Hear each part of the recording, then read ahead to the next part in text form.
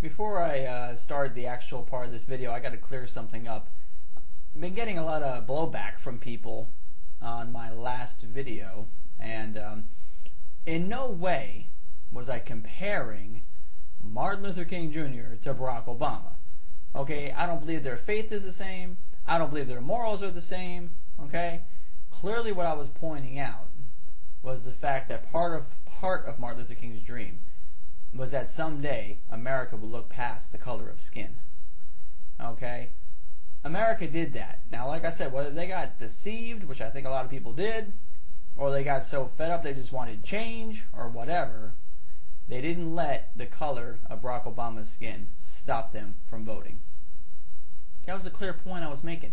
And I was giving some honor to Martin Luther King. And I was also emphasizing the point that we need to come together as one. Now that doesn't mean we compromise on our principles. That doesn't mean that we get light, or as one of my video watchers, subscribers had said, get wussy. I'm not getting wussy on anything. You all know that I don't stand anything about Barack Obama. I can't stand anything about this guy. I think he came up out of a cesspool in Chicago. I think that there's dirt all around him. And there might be dirt on him that just has not come out yet. And I think that now we're starting to see his true morals and his true faith, and we're starting to see what this guy is doing and what he wants to do with this country. Now, Martin Luther King would have never stood for that stuff, but I think he would have been proud that, for whatever reason, the white part of America voted for a black man. And that makes me proud. That makes me see that no matter what's going on, the boundaries are breaking down. Now, Barack Obama. Been in office, a week? How many executive orders already? 3? And a presidential directive? Wow. Not taking any time. Not really, giving any debate or anything to any, just executive orders. Boom, boom, boom. From what I understand, that's the most a president has ever done in the first week of being president. First one, which really, the abortion issue. Congratulations, all you Barack Obama fans. Now your money, your taxpayer money, instead of going for the economy, instead of going for, things that we need to get done around here, your taxpayer money is now going to China and India and whatever other places around the world to pay for abortions. Congratulations! Hope you're happy. Now we'll have 1 million more babies killed. And don't tell me it's not a baby in the womb, okay? 6 weeks there's a heartbeat. Or is it 8 weeks? It's very close. If something's got a heartbeat, it's alive. You're killing a child. And now our federal taxes and our federal taxpayer money, the money that we pay for taxes, will now go to support abortions. That's great. Now, what if I don't want my money to go to support somebody killing their child? Sorry. Too bad. Thanks, Barack Obama. You're forcing everybody now to use their money. Now, you people on the left, you would freak out if, when President Bush came out about the faith-based initiative. You left-wing liberal out there, liberals went nuts. You didn't want your taxpayer money being used to support anybody's faith. But now it's okay for Barack Obama to make an executive order that says our taxpayer money, my taxpayer money, is going to go to help fund abortions in Mexico and around the world. No, there's no double standard there. Barack Obama's a Christian. I'm sorry, let me tell you something. I don't know what Bible he's reading, but you don't kill babies. That's what China does because they don't want to get overpopulated. Thanks, Barack Obama. You see, we're going to see the true virtues and values of this man. We're already going to see them. Now, he's closing Guantanamo Bay. All right. You know what? I understand he's trying to send a message to the world. That, all right, we're not going to torture, whatever, and we're softening up a little bit. That's this image he's trying to send. What's going to happen to those people? Well, France came out and said, hey, we'll take 60 of them. Okay. Thanks, France. Why don't you take them all? These are terrorists that we captured on the battlefield that were trying to kill us. Don't tell me about torture. The Geneva Conventions, okay, the rules came out. If you are wearing a uniform, you are considered part of a military force. Then certain rules apply. If you're not wearing a uniform, those rules don't apply. These people weren't wearing any uniform.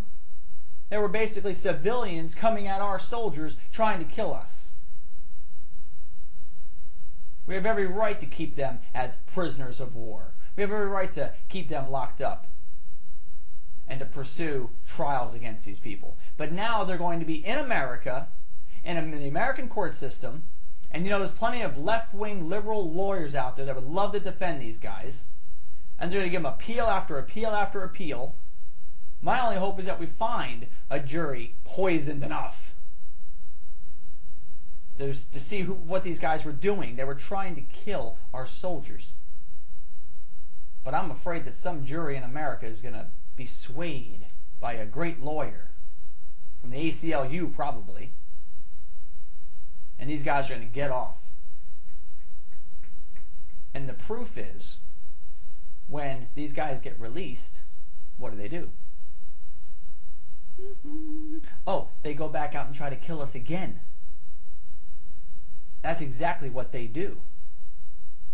These guys hate America. Barack Obama, you want to close Gitmo? Go right ahead. But when these people start to get released back into our country, or back out into the battlefield of Afghanistan or Iraq, and they start to turn around and kill our soldiers again, maybe you realize you made a mistake. My only prayer is that they get, if they have to have a trial, that they get a nice jury that orders them to be killed. But even the death penalty in America. And these guys aren't even American citizens. So how are they going to... I don't understand. They're not even American citizens. How does the rules of America and the courts of America apply to these people? They're not American citizens.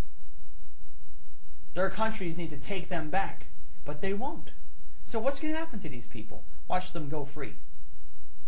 Another executive order. Forget debate. Forget going to the Senate and the House. Just forget the debate. Let's just do an executive order. Sounds like a dictator to me. Remember the video I did a while back? One dictator for America? Listen. We've got to wake up. America needs to wake up and speak a loud voice. I mean a loud voice. The elections are coming up. The end of the year. I'll tell you what, 2010, okay?